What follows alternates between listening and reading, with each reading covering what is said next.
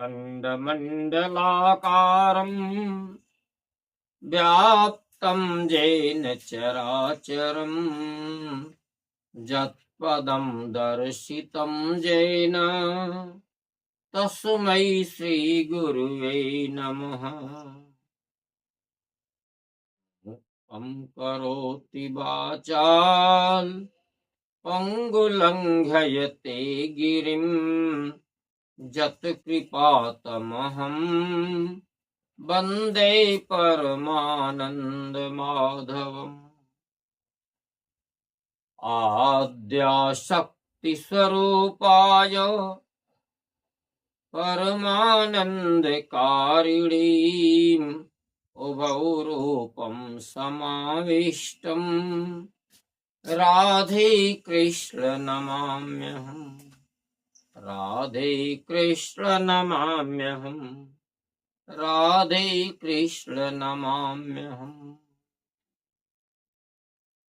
श्रीधरं माधवम् अच्युतं केशवम् कृष्ण दामोदरं राम नारायण।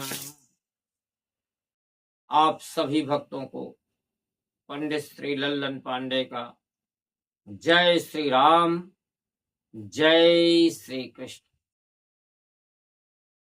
परमेश्वर के विषय में बताते हुए भगवान श्रीमद् भागवत गीता के 13वें अध्याय में आगे कहते हैं,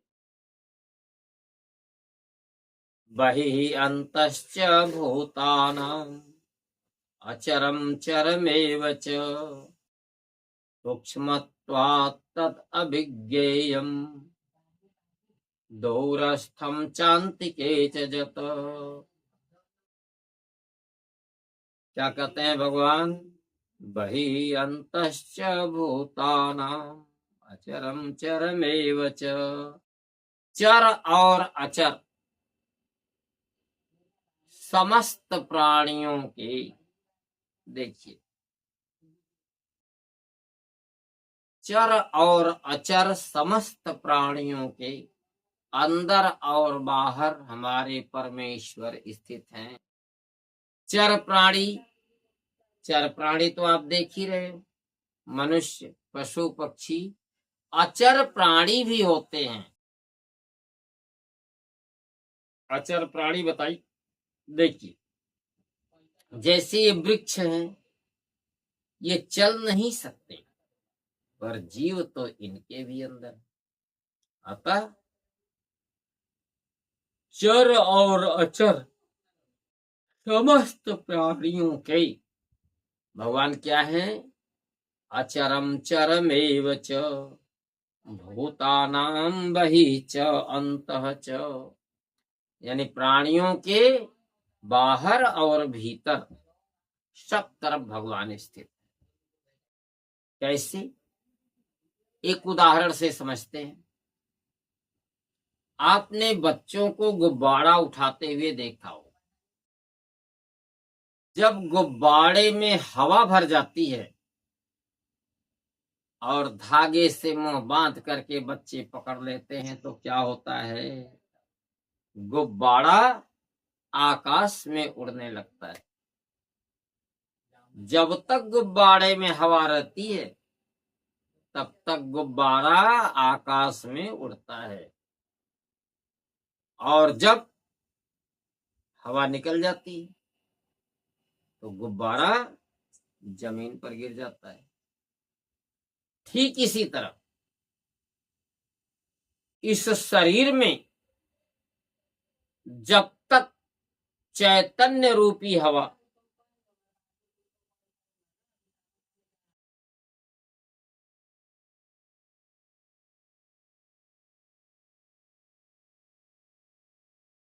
जब तक इस शरीर में चैतन्य रूपी हवा रहती है तब तक तो यह शरीर अपना सब काम करती है, इस पूरे संसार में अपना आचार विचार सब करती है। लेकिन जैसे ही इस शरीर की हवा निकल जाती है, शरीर निर्जीव हो जाती है और परिजन इसे श्मशान में ले जा करके अंत्येष्टि क्रिया करते हैं, यानी पंच तत्व की शरीर पंच तत्व में विलीन हो जाती है।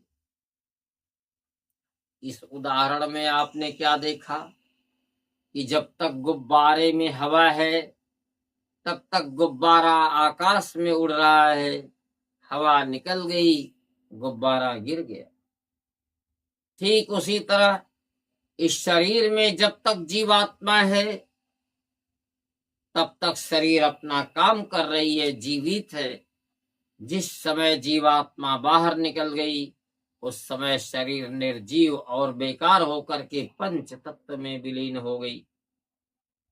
तो इस तरह से क्या हुआ, यह सिद्ध हुआ कि शरीर के अंदर और शरीर के बाहर, गुब्बारे के अंदर गुब्बारे के बाहर, समस्त प्राणियों के अंदर और बाहर कौन स्थित है? हमारा परमेश्वर स्थित। दूसरा उदाहरण लीजिए, आप घड़े को रख दीजिए, 10-20 घड़ों को रख दीजिए, छोटे बड़े तमाम घड़े हैं, सब में पानी भर दीजिए। तो क्या हुआ? पानी घड़े के अंदर स्थित। और घड़े को टंकी में डुबा दीजिए, नदी में, कुएं में, तालाब में, कहीं भी डुबा दीजिए तो पानी घड़े के अंदर भी हो गया, पानी घड़े के बाहर भी। खाली घड़े को रख दीजिए तो खाली विज्ञान का सिद्धांत है, निर्वात में भी वायु होती है। खाली घड़ा भी है तो उसके अंदर भी वायु है, उसके बाहर भी वायु। तो सभी वस्तुओं के अंदर और बाहर वायु की भांति सभी प्राणियों के अंदर और बाहर जीवात्मा के रूप में हमारे परमेश्वर नारायण सदैव स्थित हैं। अब दूसरी पंक्ति पर आते हैं। सूक्ष्मत्वात् तद अभिज्ञेयम् दूरस्थम चान्तिके जत, यानी वह परमेश्वर अत्यंत सूक्ष्म है और बहुत ही गूढ़ है। क्यों? क्योंकि जिस चीज का रहस्य आपको नहीं मालूम वह कैसा है इसे कौन जाने। और दूरस्थम चान्तिके जत, परमेश्वर कण कण में व्याप्त है इसलिए नजदीक है, और हम देख नहीं पा रहे हैं इसलिए नजदीक होते हुए भी दूर है। अब नजदीक भी हो, दूर भी हो और गूढ़ भी हो, जानने में भी न आए, यह तीनों बातें एक साथ कैसे संभव है? आइए एक उदाहरण से समझते हैं। मान लीजिए अंधेरी रात है और एक बहुत बढ़िया महल है, मकान है। उस महल में एक सुंदर सा हॉल है।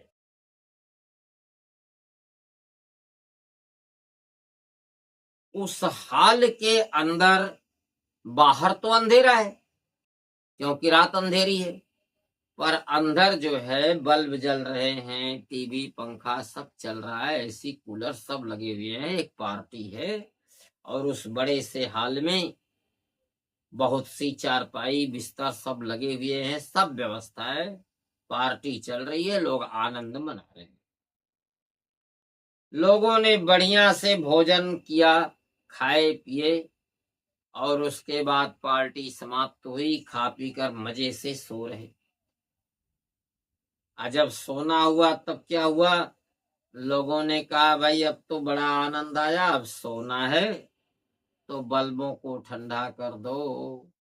उस हाल के अंदर जो भी बल्ब थे उसको लोगों ने ठंडा कर दिया। तब क्या हो गया? अंधेरा हो गया। उस हाल के बाहर तो अंधेरा था ही क्योंकि अंधेरी रात थी, अब हाल के अंदर भी अंधेरा हो गया और लोग बड़े आराम से सो रहे हैं। पंखा, टीवी, फ्रिज, कूलर जो कुछ भी है सब चल रहा है, बड़े मजे से लोग सो रहे हैं। अचानक क्या होता है, उस हाल के अंदर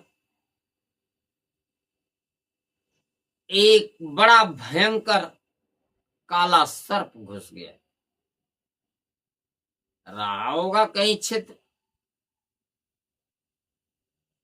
और वह किसी व्यक्ति के चारपाई के अंदर जा बैठा। फिर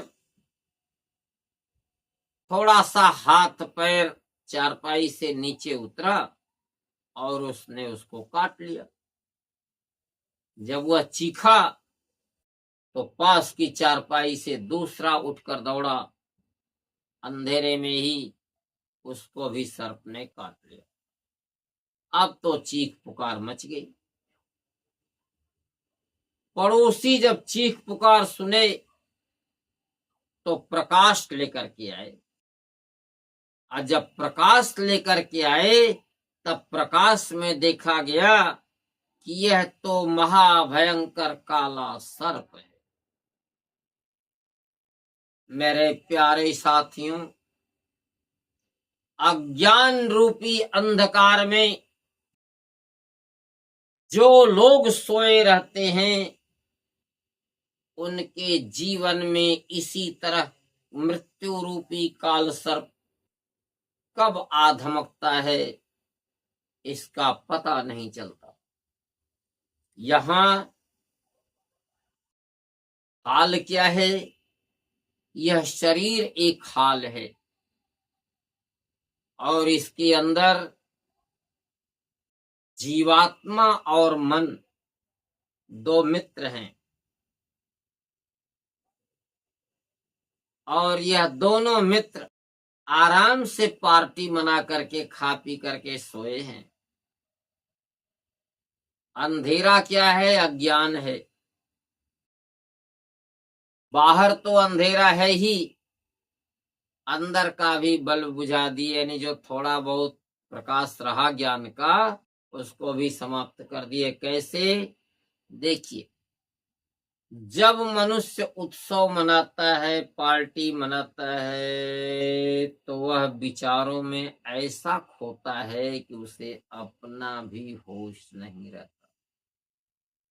और खाते खाते जब वह बहुत खाता है तो इतना खा लेता है कि पेट फूलता है, गैस बनती है और नींद ऐसी आती है कि उसे पता ही नहीं चलता। और जब गैस माथा में चढ़ेगी तो चेतना शक्ति कमजोर हो जाती है। उस स्थिति में जगाने पर भी आदमी देर से जगता है। तो यह अंदर का प्रकाश है, अंदर का अंधकार है कि जब बढ़िया भोजन मिला, बढ़िया पार्टी मिली तो लोभ बस उल्टा सीधा सब खा लिए, पेट फूला, गैस बनी, माथे में गैस चढ़ी, और उससे क्या हुआ कि चैतन्य शक्ति कम हो गई। जब सर्प आया होगा, रहा होगा, तो उसकी आहट नहीं मिली, और यह भी विवेक नहीं आया कि जागने से पहले बल्ब को जला दें। यह शरीर के अंदर लोभ, अज्ञान का अंधकार है, जिसके कारण ये अंदर का अंधकार व बाहर का अंधकार। जब मनुष्य, इसका तात्पर्य यह है कि जब मनुष्य खाने के चक्कर में, खाने का मतलब अरे भाई जीने के लिए तो खाना ही है, जब लोभ के बस स्वादिष्ट भोजन करने में, स्वाद लेने के चक्कर में, पार्टियों के चक्कर में पड़े रहेंगे तो अनाप शनाप भोजन होगा, अनाप शनाप खर्च होगा, अनाप शनाप कमाई होगी और अनाप शनाप मेहनत करनी पड़ेगी। और तब शरीर अस्वस्थ होगी। अस्वस्थ मन और अस्वस्थ शरीर में बुद्धि कमजोर होगी, चैतन्यता कमजोर होगी, ज्ञान कम होगा, और जब ज्ञान कम होगा तो अज्ञान का अंधकार होगा।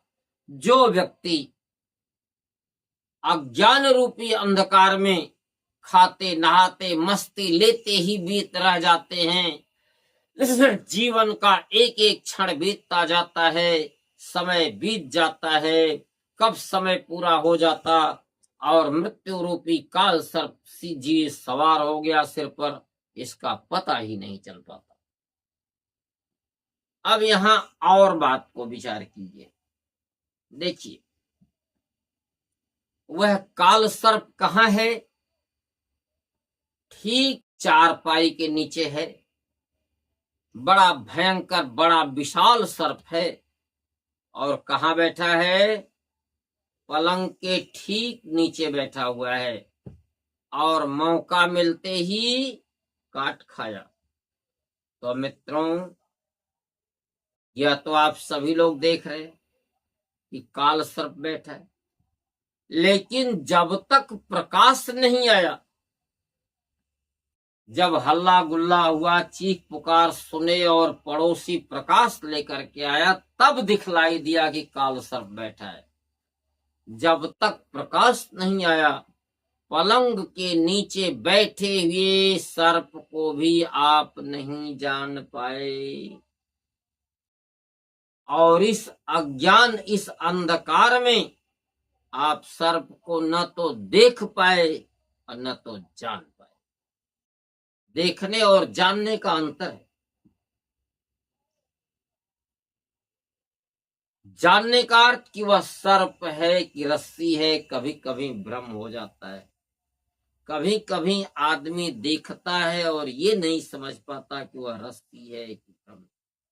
जब निश्चित रूप से जान ले कि यह रस्सी है या भ्रम, यह सर्प है, तो इसे ज्ञान कहते हैं। यानी सर्प पलंग के नीचे बैठा हुआ है, लेकिन जब तक अंधेरा है, आप न सर्प को देख पाए न सर्प को जान पाए।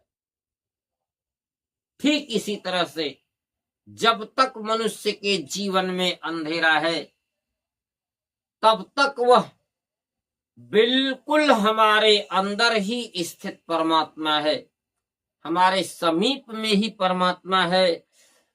जब तक अज्ञान में मनुष्य खोया हुआ है, तब तक वह अपने बिल्कुल समीप में, अपने अंतर में स्थित परमात्मा को न देख पाता है न जान पाता है।